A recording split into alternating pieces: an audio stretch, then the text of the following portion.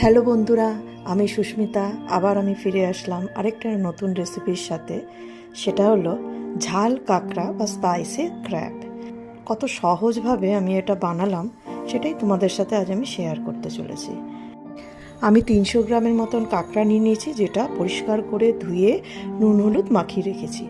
আর একটা মশলা যেটা পেস্ট করে নিতে হবে, তার জন্য আমি 2টো মিডিয়াম সাইজের পেঁয়াজ, কিছু রসুনের কলি, ঝাল অনুসারে শুকনো লঙ্কা আর জিরে 1 টেবিল স্পুন, আর এলাচ আর কিছু নারকেলের পাউডার।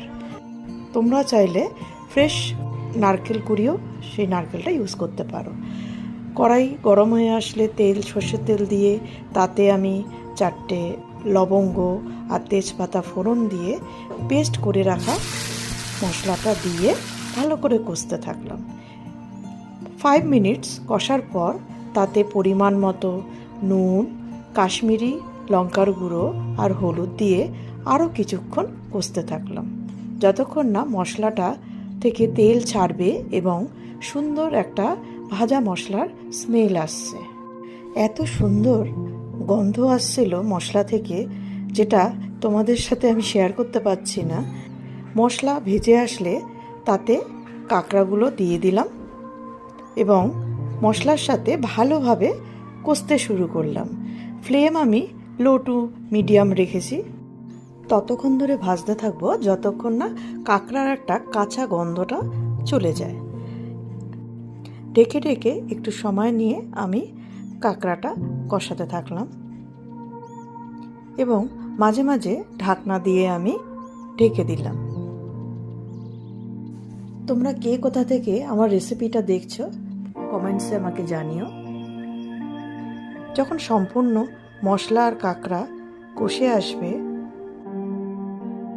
সেই সময় আমি কন্টেনারটা ধুয়ে সেই জলটা তাতে পরিমাণ মতো যতটা গ্রেভি প্রয়োজন ততটা জল আমি অ্যাড করলাম। তোমরা যেখান থেকেই দেখছো আমার চ্যানেলটা সাবস্ক্রাইব করো এবং বেল আইকনটা প্রেস করে রেখো, যাতে নোটিফিকেশন সহজেই তোমাদের কাছে পৌঁছে যেতে পারে।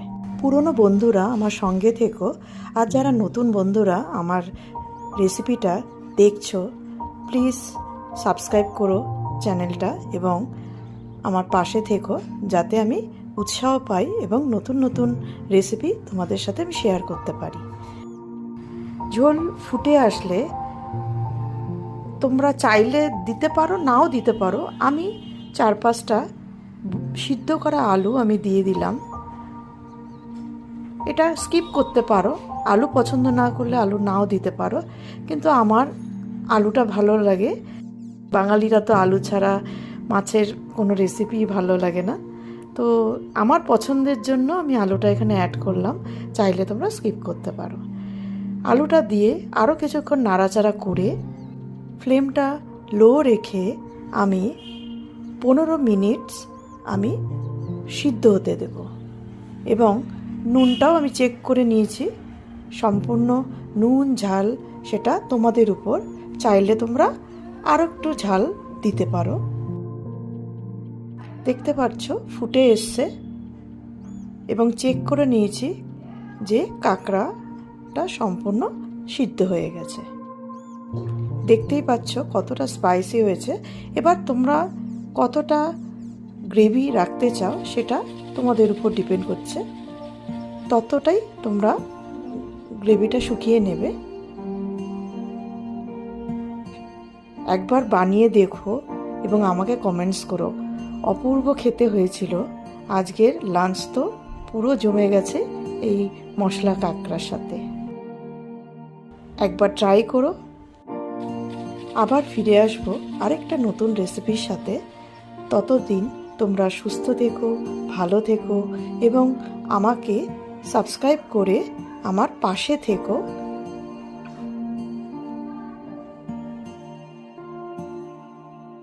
আর আমার রেসিপিটা পুরো দেখবার জন্য অসংখ্য ধন্যবাদ তোমাদের।